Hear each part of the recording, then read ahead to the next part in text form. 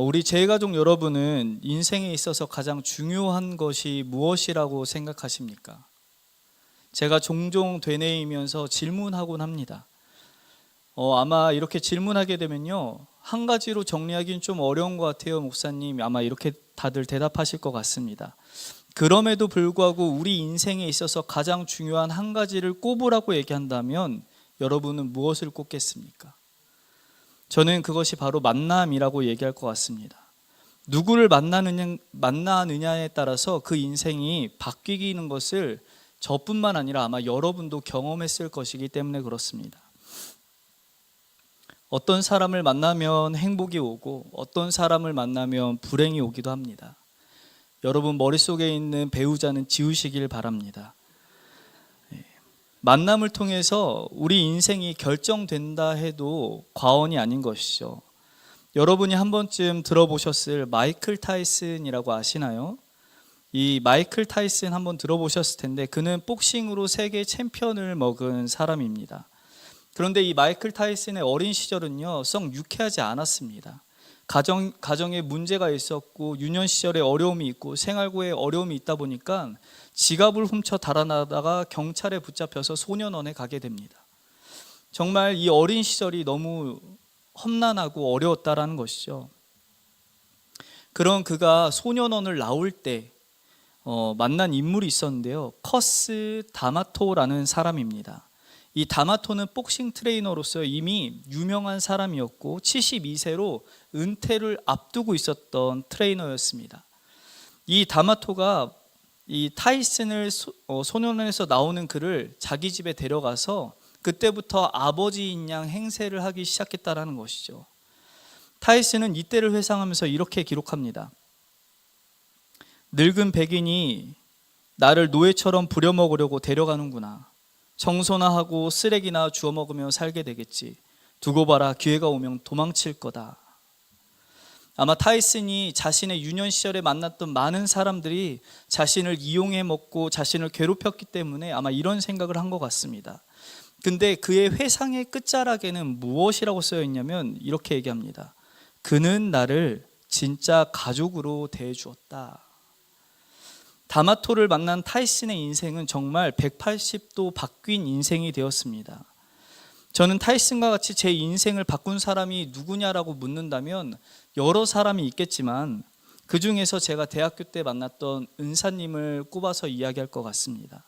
정말 아무것도 모르는 무지하고 목매한 저 같은 사람에게 하나님이 좋은 은사님을 붙여주셔서 그 은사님을 통해서 하나님의 말씀을 배우고 알아가며 예수님이 어떤 분이신지 그 하나님이 나를 위해서 무엇을 하셨는지를 깨닫게 하심으로 구원의 놀라운 큰 은혜를 알게 하셨다는 것이죠. 뿐만 아니라요, 그분이 앞선 선배 목회자로 제가 곁길로 빠지지 않도록 저를 붙잡아 주시는, 때마다 시마다 전화로 만남으로 어려운 일이 있을 때마다 위로와 격려로 저를 붙잡아 주었기 때문에 지금까지 지내왔다라고 얘기할 수 있는 것이죠. 이렇게 만남이 중요하다라고 생각해 보니까요, 제가 제 아이들을 놓고 기도할 때 꼭 빼놓지 않고 하나님, 제 아이들이 어느 곳에서 무엇을 하든지 좋은 사람, 하나님께서 택해 주신 좋은 사람을 만날 수 있도록 인도해 달라고 늘 기도합니다. 하물며 여러분은 신방하고 우리 성도님을 만날 때 혹여 자녀의 문제가 있습니다 라고 얘기한다면 그 자녀가 가고 있는 학원이든 학교이든 직장이든 그 어느 곳에서든지 하나님께서 붙여주시는 좋은 만남이 있을 수 있도록 인도해 달라고 늘 기도하는 것이죠. 사랑하는 제가족 여러분, 여러분이 만난 것 중에 가장 좋은 만남은 어떤 만남이었습니까? 이 질문을 처음 드리자마자 저 뒤편에서 예수님이라는 답변이 들려왔습니다. 아마 우리 인생의 가장 큰 복이 무엇이냐라고 묻는다면 바로 우리가 예수님을 만났다라는 것일 겁니다. 주님을 만나서 우리의 인생이 바뀌게 된 것이죠. 그것보다 더 큰 복이 없다라고 이야기합니다. 나를 만나주신 예수님 때문에요, 우리는 이날 이때까지 험난하고 어려움이 있고 정말 고된 인생을 살아왔지만 끈질기게 주님께서 베푸시는 은혜 때문에 기쁨이 있고 감사가 있고 내 인생이 변화되고 있다라는 것이죠. 저는 이렇게 우리가 주님을 만난 이 변화를 생각하다가 어릴 때 읽었던 이 왕자와 거지라는 소설이 생각이 났습니다. 왕궁을 나가고 싶었던 이 에드워드 왕자가요, 자신과 용모가 똑같았던 거지 톰을 불러다가 톰에게 똑같은 옷을 입혀놓고 그 왕자의 자리에 앉혀놓는 것이죠. 톰의 인생의 가장 큰 만남이 이 왕자 에드워드를 만난 것일 것입니다. 자신의 인생을 송두리째 바꾸는 경험을 그때 하게 된 것이죠. 에드워드 왕자처럼 옷을 입고 왕자의 자리에 앉아 왕자가 먹는 음식을 먹고 그 예절대로 행했던 그 톰에게 이 에드워드는 놀라운 사건, 놀라운 변화를 가져다 준 만남일 것입니다. 오늘 우리의 신분의 변화가 그와 같습니다. 죄와 허물로 죽었던 우리가 죄의 종로를 타던 사람이 우리였는데도 불구하고 우리의 신분이 비천하고 아무런 소망 없이 죄 가운데서 죽어가고 있음에도 불구하고 우리의 인생이 바뀌었다라는 것이죠. 사도 바울은 이렇게 바뀐 우리의 인생을 어떻게 변화되었는지 이야기하고 있는데 오늘 3장 26절과 27절 우리 함께 읽어볼까요? 시작. 너희가 다 믿음으로 말미암아 그리스도 예수 안에서 하나님의 아들이 되었으니 누구든지 그리스도와 합하기 위하여 세례를 받은 자는 그리스도로 옷 입었느니라. 아멘. 왕자와 거지에서 이 거지 톰은요, 신분이 발각되는 즉시로 아마 처형당할 수 있을 그런 위기 가운데 있었습니다. 그래서 발각되지 않기 위해 몸부림치는 것이죠. 하지만 우리는요, 예수 그리스도를 믿는 믿음 안에서 예수 그리스도의 의로움이 나의 완전한 의로움이 되어서 우리의 신분은 실제적으로 변화되는 그런 역사적인 선포와 사건이 있었다라고 얘기하는 것이죠. 그래서 예수 그리스도가 가지고 있는 지위와 신분이 누구의 것이 되었습니까? 우리의 것이 되었습니다. 더 나아가서 오늘 본문은 그런 지위와 신분을 얻은 우리가 이제 하나님을 뭐라고 부를 수 있게 되었는지를 진술합니다. 우리 4장 6절 함께 읽도록 하겠습니다. 시작. 너희가 아들임으로 하나님이 그 아들의 영을 우리 마음 가운데 보내사 아빠 아버지라 부르게 하셨느니라. 아멘. 우리 인생 가운데 여러분의 육신의 아버지는 어떤 분이셨습니까?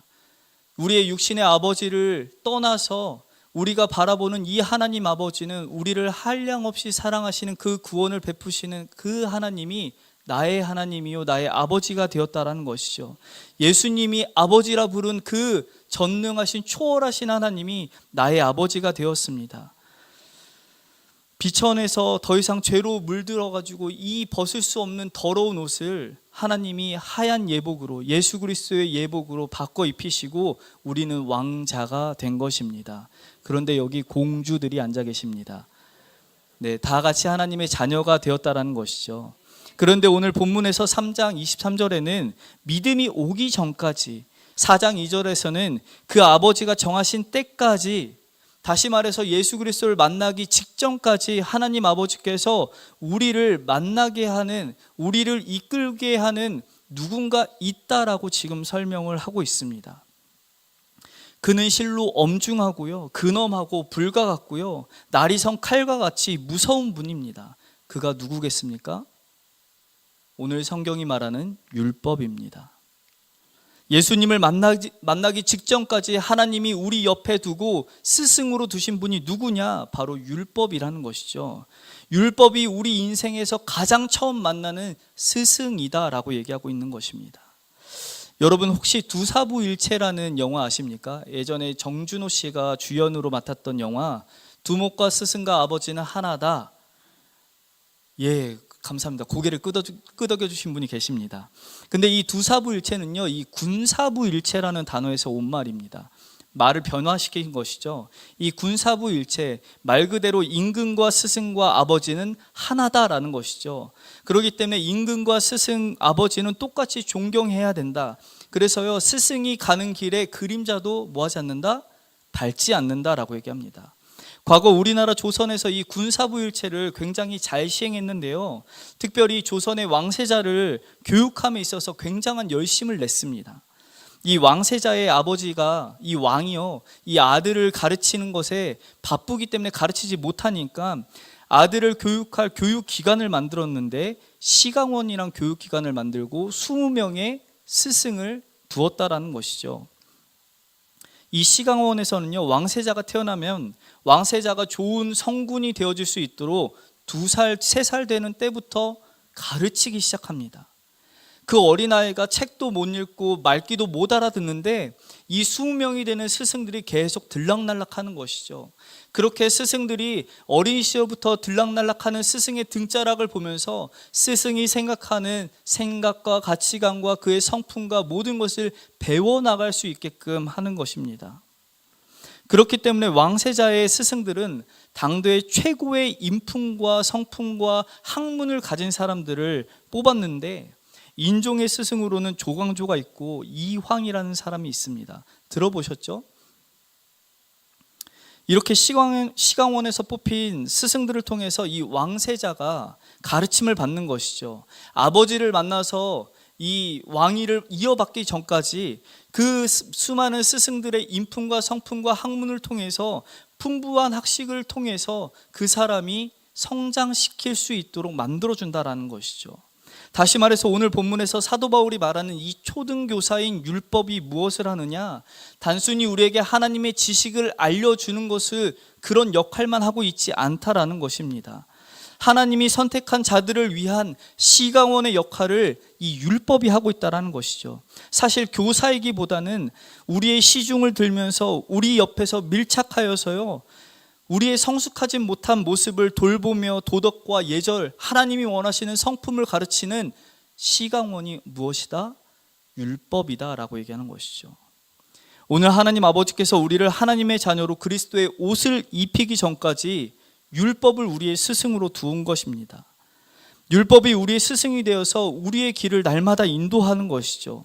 그렇게 인도함을 따라서 마지막 끝자락 때는 예수 그리스도를 붙잡게 하는 그 은혜, 우리 구원에 있어서 예수 그리스도밖에 없다라는 것을 알게 하는 그 은혜를 이 율법이 가져온다라는 것이죠. 그렇기 때문에 이 율법은 굉장히 많은 역할을 우리에게 감당하고 있는 아주 중요한 하나님의 방편이다라고 얘기할 수 있습니다. 이런 율법이 초등교사로서 우리에게 어떤 역할과 기능을 하고 있는지 오늘 잠깐 살펴보려고 합니다.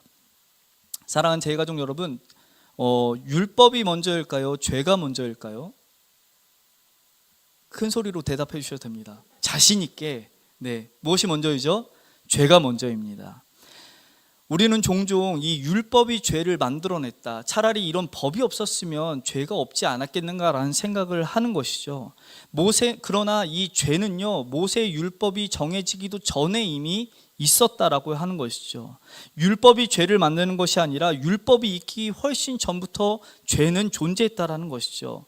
그래서 로마서 5장 20절에 사도 바울은 이렇게 얘기합니다. 개역 한글이 좀 더 번역이 이해하기 쉬운 것 같아서 개역 한글로 읽어드리겠습니다.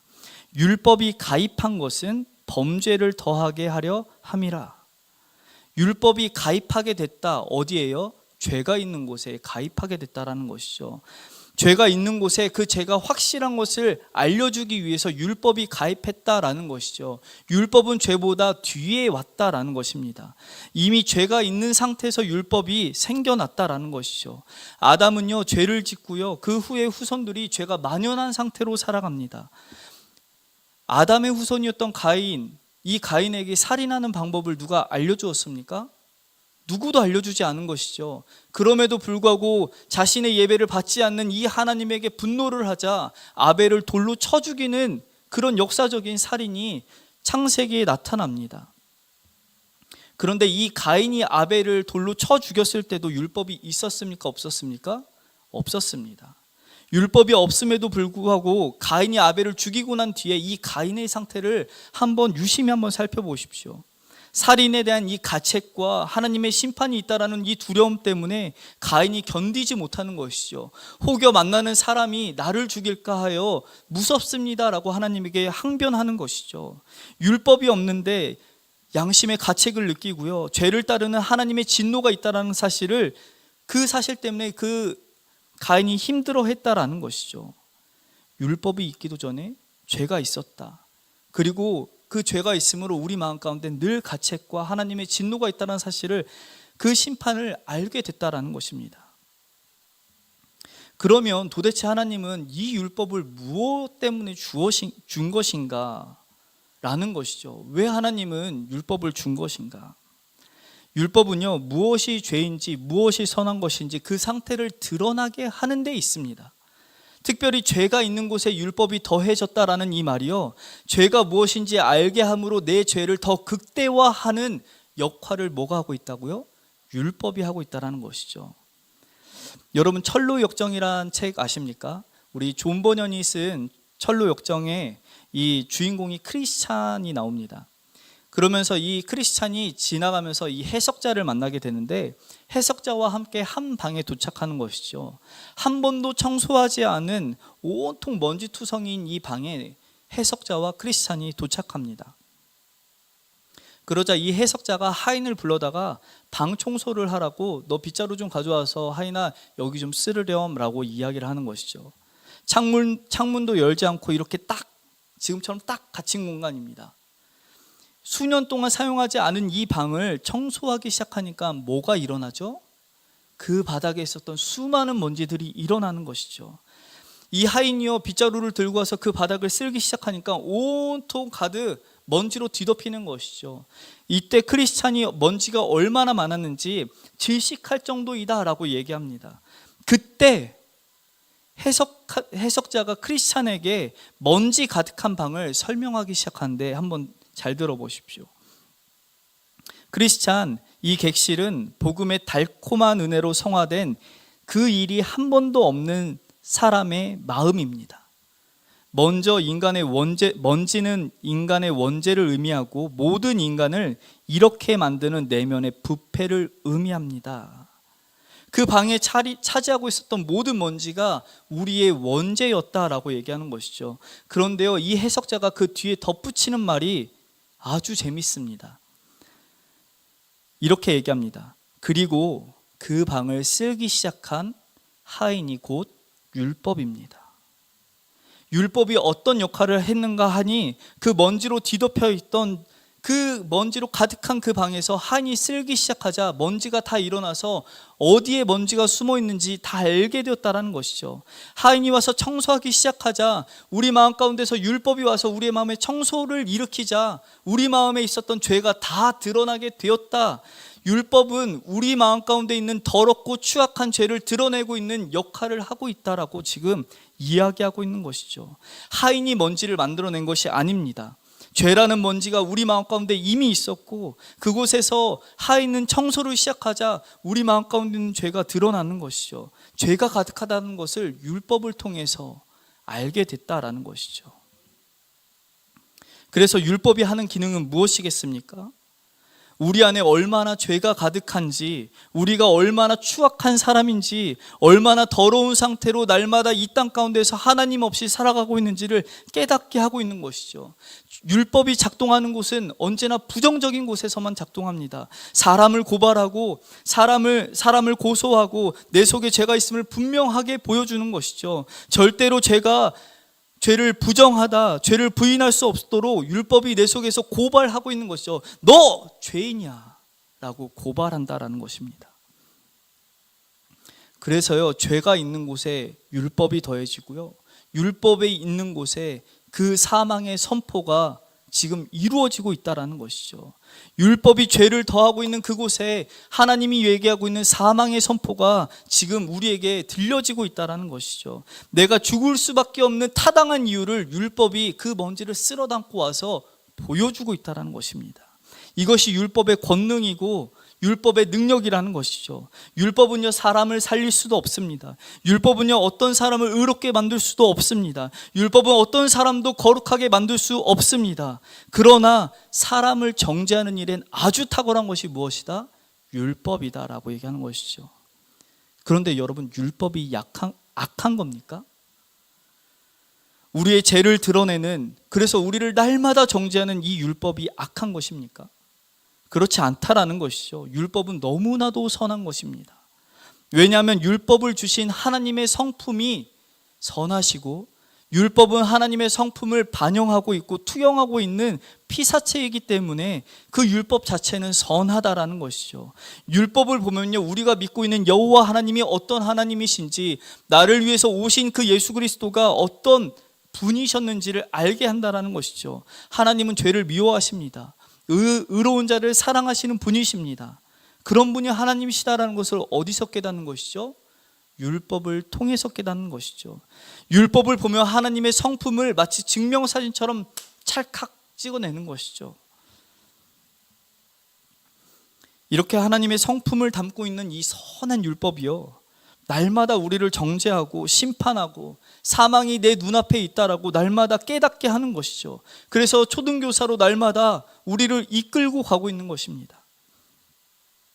그렇게 이끌고 가는 이유, 예수 그리스도의 복음이 그 사람에게 들려지기 직전까지 넌 안 되는 사람이야, 넌 실패한 인생이야, 너 같은 인생은 죽어 마땅한 인생이라고 날마다 소망 없음을 외치고 외쳐서 우리 안에 끝없는 좌절과 절망을 불러일으키고 하나님의 진노와 심판이 우리 앞에 있음을 보게 함으로 마침내 누구를 보게 하는 것이죠? 내 앞에 계신 단 한 사람, 나를 위해서 이 땅 가운데 오시고 자신의 모든 인생을 걸어서 우리를 구원하신 그 한 분 예수 그리스도를 드디어 바라보게 하는 초등교사로 율법이 우리의 스승이 되어 예수 그리스도께로 인도한다라는 것이죠. 우리는 종종 율법적인 질문들로 우리의 마음을 혼란스럽게 할 때가 있습니다. 하나님, 저는 큐티도 안 하는데요, 기도도 안 하고 말씀도 안 읽고 봉사도 안 하는데 이런데 제가 잘 살 수 있겠습니까? 제게 이렇게 나쁜 일이 일어난 거 다 그런 것 때문에 그런 거 아닙니까? 그런데 한번 여러분 반대로 생각해 보십시오. 우리가 물음을 던진 이 질문들을 다 해낸다면 정말 하나님으로부터 의롭다 칭함을 받고 하나님의 복을 누릴 수 있는 자격이 된다라고 생각하십니까? 아니죠. 우리는 그런 것들을 못 지켰다라는 정죄감만 더할 뿐이죠. 우리 스스로 율법을 만들고 우리 스스로를 정죄하고 있는 꼴인 것이죠. 그럴 때마다 우리는 누굴 봐야 됩니까? 예수 그리스도를 봐야 되는 것이죠. 우리가 큐티를 하고 기도하고 말씀을 읽고 주님 앞에 나아가 봉사하고 교회를 섬기는 모든 이유는요, 정죄를 당하지 않으려고 노력하는 일이 아닙니다. 하나님께서 주시는 구원의 은혜 때문에 감사하여 기쁨으로 나오는 것이죠. 여러분이 하나님 앞에 나아가서 보답할 수 있겠습니까? 그 구원의 은혜에 보답할 수 있으시겠습니까? 아니요, 조금도 없습니다. 그럼에도 불구하고 하나님 감사합니다라는 마음으로 나오는 것이죠. 이렇게 율법은요, 나를 위해서 이 땅에 오신 율법의 길을 완성하시고 그의 의로움을 선물하신 그 예수 그리스도를 만나게 합니다. 더 나아가서는요, 그 예수 그리스도를 준비시키신 그 하나님의 아버지를 바라볼 수 있도록 하시는 것이죠. 좌절과 절망뿐인 나에게 교사로 누구를 붙여주셔요? 율법을 붙여주시고 은혜의 보좌 앞에 담대히 나갈 수 있도록 나를 인도하시는 역할로 지금 율법을 주셨다라는 것이죠. 그렇기 때문에 율법은 선하고 율법은 은혜롭고 율법 자체가 하나님의 모든 것을 담고 있다라고 해도 과언이 아닌 것입니다. 그런데 이런 율법의 이해가 우리만 잘 안 됐던 건 아니었던 것 같습니다. 여러분이 잘 알고 있는 마틴 루터 역시도 이 율법의 역할과 기능을 좀 잘 몰랐던 것 같아요. 그래서 그가 신학교로 있었던 동안 신학생들을 가르칠 때 가장 어려워하고 괴로워하며 늘 가르침을 빼먹었던 구절이 어딘가 하니 로마서 1장 17절입니다. 우리 한번 찾아볼까요? 로마서입니다. 로마서 1장 17절.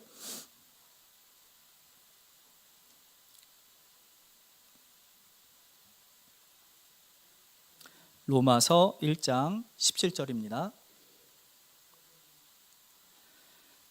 다 찾으신 줄 알고 함께 읽도록 하겠습니다. 시작. 복음에는 하나님의 의가 나타나서 믿음으로 믿음에 이르게 하나니 기록된 바 오직 의인은 믿음으로 말미암아 살리라 함과 같으니라. 아멘. 이 루터가 신학교에서 하나님의 말씀을 가르칠 때 신학생들에게 꼭 빼먹었던 말이 이 구절입니다. 루터가 아무리 봐도 이 말이 이해가 되지 않는 것이죠. 복음에는 하나님의 의로움이 나타났다라고 얘기했는데 복음은 무엇이죠? 값없이 주시는 하나님의 선물, 그 은혜 아닙니까? 그런데 복음에 하나님의 의가 나타났습니다. 사람이 하나님의 의로움 앞에 서면 어떻게 되겠습니까? 좌절과 절망뿐이 안 되는 것이죠. 여러분, 제 키가 173입니다. 네, 그렇습니다. 근데요, 이 키가 제가 작은지 큰지를 알아보려면 사무실에 가장 큰 우리 양 목사님 옆에 서면 제가 얼마나 작은지를 깨닫게 되는 것이죠. 제가 작다라는 사실은 저보다 큰 사람 옆에 설 때 저의 초라함이 느껴지는 것이죠. 그런데 이 루터가 하나님의 복음에 하나님의 의로움이 나타났다라고 얘기할 때 하나님의 의로움 앞에 자신이 서봤더니 하나님의 의로움 때문에 자신은 절망뿐이 없더라라고 생각하며 좌절하고 절망해서 이 구절만큼은 가르치지 못했다라고 얘기하는 거죠. 자신이 너무 초라한 죄인이다라고 얘기한 것입니다. 그러면서 이 복음이 당최 이해가 안 된다. 그랬더니 사단이 와서 이렇게 루터를 정죄하는 거죠. 거봐, 너는 하나님의 의로움 앞에서 죄인일 뿐이야. 너는 구원받지 못할 사람이야. 그래서 루터가요, 이 추운 겨울에 밤새 그 돌바닥에서 울며 불며 고행을 하고 금식하며 기도하며 하나님 앞에 막 나아갔다라고 얘기해요. 그런데 그가 어느 날 이 구절을 깨닫게 되었는데 어떻게 알게 되었는가? 복음에 나타난 하나님의 의는 우리를 정죄하는 의가 아니라 우리를 위한 하나님이 예비하신 예수 그리스도의 의로움이었다라는 것을 그가 깨닫게 된 것이죠. 하나님이 우리를 위해서 의로움을 준비시켜 놓았다. 하나님의 의로움은 복음 안에서 나를 위해 준비시키신 예수 그리스도다라는 것을 알게 되었다라는 것이죠. 하나님의 성품을 반영하고 있는 이 율법이요, 하나님의 의로우신과 엄중한 심판 안에서 나를 날마다 정죄할 때 어떻게 합니까? 예수 그리스도에게로 인도하는, 나를 위해서 그렇게 정죄당한 나를 위해서 준비해 놓은 하나님의 은혜가 있다는 사실을 깨닫게 했다라는 것이죠. 그렇기 때문에 행위로 구원받는 게 아니라 믿음으로 구원받는다는 것을 외칠 수 있게 된다는 것이죠. 믿기만 하면 나를 위해 이 땅에 오신 예수 그리스도, 나를 위해 고난당하신 예수 그리스도, 나의 죄를 위해서 십자가에서 달려신 예수 그리스도의 의로움이 이제 나의 의로움이 되었다라고 고백할 수 있는 것이죠. 율법은요, 그렇게 우리가 예수 그리스도를 만날 수 있을 때까지, 그리스도를 만날 수 있을 때까지 우리의 기초적인 초등교사가 되어준다는 것입니다. 그때가 언제까지인가? 4장에는 사도 바울은 아버지가 정한 때까지 우리를 맡겨두었다. 3장에는 우리가 그 초등학문에 갇혀 있다라고 얘기하는 것이죠. 그의 기쁘신 뜻대로 우리를 예정하시고 하나님의 때가 되었을 때 율법에 의해서 날마다 정죄받던 우리가 예수 그리스도를 통해서 구원받을 수 있도록 궁극적으로 그리스도를 붙들 수 있는 믿음을 가질 수 있도록 율법이 인도하고 있다는 것이죠. 그래서 마침내 예수 그리스도가 복음서에서 말했던 돌 감람나무가 참 감람나무의 젖붙임 바 되는, 그래서 참 감람나무의 이 진액을 공급받는 그리스도의 연합이 이루어진다는 것을 이야기하고 있다는 것이죠. 행위가 아닌 오직 믿음으로 우리는 그리스도 때문에 구원받았다. 루터가요, 이 말을 깨달으니까 자신이 천국의 문을 열고 하나님을 만나는 것 같다라고 자신의 이 로마서를 진술하면서 기록하는 것이죠. 사랑하는 제2가족 여러분, 오늘 율법의 정죄를 받고 고개를 들어서요, 나를 위해서 준비하신 하나님의 의로움을, 그 의로움 때문에 기쁨이 가득한 여러분 되시길 간절히 소망합니다. 이 사도 바울도 이 사실을 깨닫고 로마서 5장 20절에 이렇게 기록하는 것이죠. 아까 읽어드렸지만 뒤에까지 다 마저 읽으면 이렇습니다. 율법이 들어온 것은 범죄를 더하게 하려 함이라. 그러나 죄가 더한 곳에 뭐가 더하다고요? 은혜가 더하다. 이 죄를 더 많이 지으면 지을수록 하나님의 은혜가 크다라는 말이 아닙니다. 율법을 통해서 날마다 정죄를 당하고 율법을 통해서 내 안에 죄가 가득하다는 사실을 하나님이 보시는 것만큼 깊이 보면 볼수록 하나님의 은혜가, 나를 구원하신 예수 그리스도의 은혜가 너무 크다라는 것을 깨닫게 된다라고 얘기하는 것이죠. 이렇게 준비된 예수 그리스도를 바라볼 때 우리는 어떻게 되는 겁니까? 3장 27절에 성령을 통해서 그리스도와 연합한 자들이 어떻게 되는지를 얘기하고 있는데 어떻게 된다고요? 하나님의 아들이 되고 하나님의 아들의 뭘 입습니까? 옷을 입는다. 그리스도의 옷을 입혔다라고 얘기하는 것이죠. 이 말을 조금 더 생각해 보겠습니다. 우리 그리스도인들의 신분의 변화는요, 이 소설 왕자와 거지에 나오는 통과는 비교할 수 없는 것입니다. 어마어마한 것이죠. 하나님 아버지께서 법정에서 선포하신 실제적인 신분의 변화이다라는 것이죠. 여기에 우리의 정체성이 있다라는 것입니다.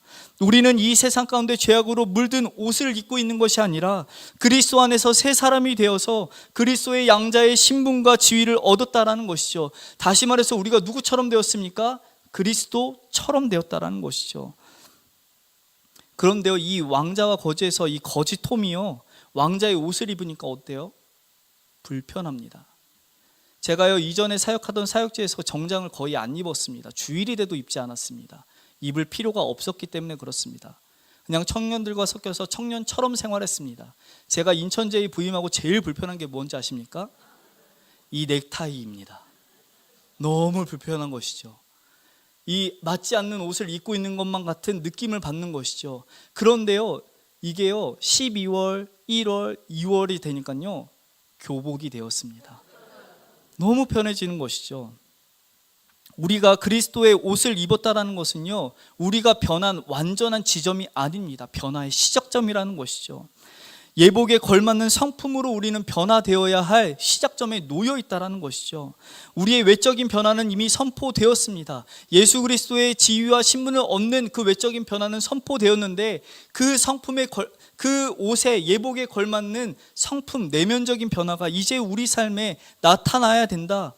다시 말해서 성화의 진보가 우리 삶에 있어야만 한다라고 지금 이야기하고 있다는 것이죠. 칼빈은 이 부분에 있어서 다음과 같이 말합니다. 하나님이 우리를 의롭게 하실 때는 의로움에 이르게 하시는 은혜를 주시고 동시에 성화에 이르는 은혜를 주신다. 하나님의 자녀가 되는 신분의 변화를 겪은 사람, 그 뒤에는요, 하나님이 그에 걸맞는 성품의 변화를 우리 안에 일으킨다라고 얘기하는 것이죠. 믿음으로 의롭게 된 사람은 평생 회개하면서 살아가는 사람입니다.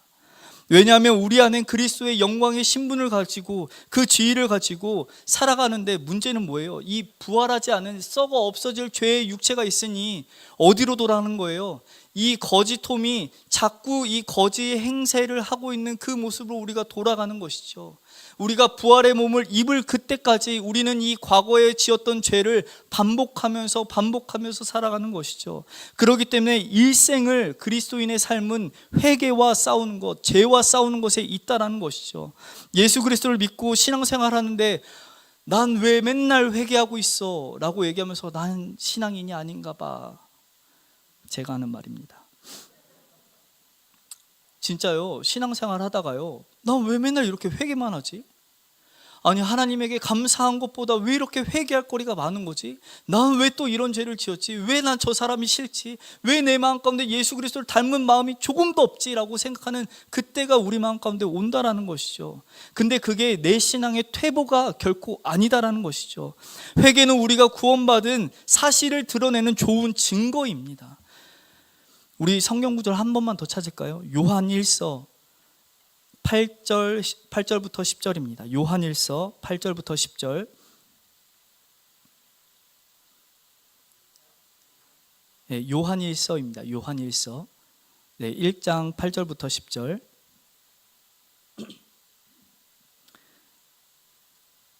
앞에 만일로 시작하는 거 맞으시죠? 네, 함께 읽겠습니다. 시작.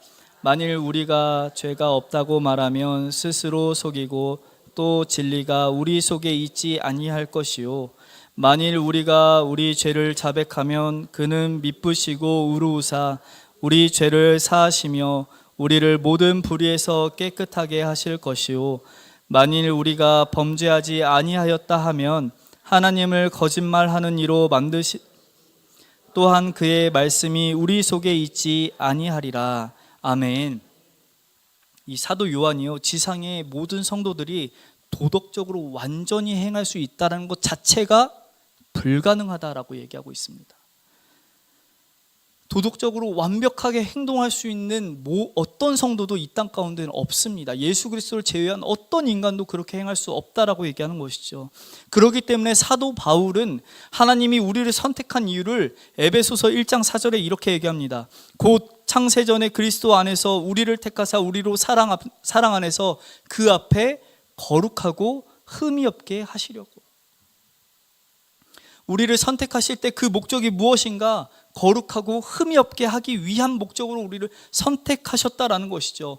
우리의 관점 안에서는요, 하나님의 자녀가 되는 신분의 변화가 이루어졌습니다. 그러나 하나님의 관점 안에서는 우리는 더 나은 차원으로 가야만 하는, 예수 그리스도를 닮아 가야만 하는 과제를 안고 있는 사람으로 하나님은 보고 있다라는 것이죠. 하나님의 자녀가 되어서 그리스도의 옷을 입었다, 하나님을 아버지로 부르는 신분의 변화가 생겼다라는 것은 더 이상 우리가 발전하지 않아도 된다라는 것을 의미하는 것이 아닙니다. 우리는 더 성숙한 사람, 하나님 아버지께서 원하셨던 그 아들 예수 그리스도로 탈바꿈되어야 되는 성숙의 문제가 우리 안에 있다라는 것이죠. 영적인 의미에서 우리는 어린아이로 태어났습니다. 그렇기 때문에 어린아이는 어디로 자라나가야 됩니까? 어른이 되어야 되는 것이죠. 신앙생활을 10년, 20년, 30년 하셨는데도 불구하고 내 신앙은 여전히 어린아이와 같아서 떼쓰고 애쓰고 있다면 그거 기형아 아닙니까? 문제가 심각한 것이죠. 다시 말해서요, 신분의 변화는 내 공로와 관계없이 구원의 선포는 주어졌을지 모르지만 그 구원에 맞는, 신분에 걸맞는 삶은 성령의 도우심과 함께, 잘 들으셔야 됩니다. 성령의 도우심과 함께 나의 노력으로 이루어내가는 겁니다. 가만히 계시면 안 되는 거예요. 나의 노력이 필요한 것이죠. 누구와 함께요? 성령과 함께요. 이것이 우리 일생의 목표라는 것이죠. 믿는 것과 행하는 것이 단순히 일순간에 성장할 수 없는 것입니다. 평생 읽어나가야 되는 것이죠. 그래서 스위스 개신교 신학자인 고대가 이렇게 얘기합니다. 그리스도인의 성결함은 모든 다른 이교도들의 도덕률과 근본적으로 다릅니다. 이교는 너는 이런 사람이 되어야 한다라고 말합니다. 그러나 기독교는 너는 이런 사람이다라고 말합니다. 왕자 거제에서 다시 말하면 너는 왕자 같은 사람이 되어야만 해라고 외치고 있다면 하나님 아버지께서는 우리에게 뭐라고 얘기하고 있는가? 너는 왕자이니까 왕자처럼 행동해야 돼. 왕자답게 행동하지 않을래? 라고 얘기하고 있다는 것이죠. 이것이 율법 아래서의 삶과 믿음 안에서의 삶의 근본적인 차이라고 얘기할 수 있는 것이죠. 그리스도를 닮아가는 성화의 진보가 지금 우리에게 숙제로 주어져 있습니다. 말씀을 정리하도록 하겠습니다. 사랑하는 제가족 여러분, 제가 목사로서 가장 어려운 게 무엇인 줄 아십니까? 목사가 됐는데도 여전히 똑같이 변하지 않는 제 모습 때문에 그렇습니다. 여러분을 만날 때요, 거룩한 척 속일 수 있습니다. 유 목사는 참 기도도 열심히 하고 말씀도 잘 준비하고, 그거 다 착각입니다. 저 집에 가면요, 저를 잘 알고 있는 제 아내가 있습니다. 속일 수 없는 것이죠. 제 자신도요, 저를 잘 압니다. 그런데 하물며 하나님 아버지의 눈을 피할 수 없는 것이죠. 예수 그리스도를 믿는 믿음 안에서 제 신분은 변했을지 모릅니다. 우리 여러분들도 다 변했을지 모릅니다. 그러나 여러분들이 싸워야 될 죄의 문제는 여전히 우리 안에 내재하고 있다는 것이죠. 그 죄와 싸워야 될 문제가 있음을 깨닫고 날마다 성령과 동행하지 않고 그 싸우기 위해서 내가 애쓰고 수고하고 노력하지 않으면 우리는 좌절하고 절망할 수밖에 없는 것이죠. 때로는요, 우리가 주님을 닮지 못하고 정체성을 잃어버린 채 여러분 만약에 교만하게 내가 아직도 살고 있다라고 생각되시면요, 철저히 율법에 더 정죄당하시길 간절히 소망합니다. 율법 앞에서 여러분 정죄당함으로 내 앞에 내가 얼마나 죄인인지, 하나님 앞에서 얼마나 큰 중한 죄인인지, 얼마나 내가 죽을 수밖에 없는 사람이었는지를 절실하게 깨닫고 그 좌절과 절망 속에서 다시금 예수 그리스도를 만나는 그런 어린아이와 같은 신앙으로 다시 돌아가길 간절히 소망합니다. 그러나 여러분 할 수만 있다면요, 율법으로 정죄당해서 하나님을 만나는 것보다 이제는 율법보다 더 나은 이 믿음의 세계로 우리의 고등교사이신 예수 그리스도와 날마다 동행하시는 여러분 되길 소망합니다. 그리스도와 여러분을 날마다 비교하십시오. 율법이 아니라 그리스도와 여러분을 비교하십시오. 여러분 거울을 보면서 여러분을 보는 게 아니라요, 거울을 보면서 그리스도를 보실 줄 알아야 됩니다. 예수 그리스도가 나의 거울 되어 주시는 것이죠. 내가 닮아가야 될 것은 예수 그리스도이다. 내가 바꿔야 될 모습은 내 죄된 본성을 버리고 예수 그리스도가 원하는 모습이다. 그렇게 주님을 닮아갈 때 오늘 7절에 있었던 그 하나님 아버지께서 우리에게 주시기로 한 유업의 그 은혜를 우리가 누리며 살아갈 줄 믿습니다. 하나님 아버지 뜻대로 그 은혜 가운데 날마다 거하셔서 율법의 정죄함이 아니라 믿음의 세계 안에서 그리스도를 닮아감으로 그 유업을 마음껏 누리시는 우리 여러분 되길 간절히 소망합니다.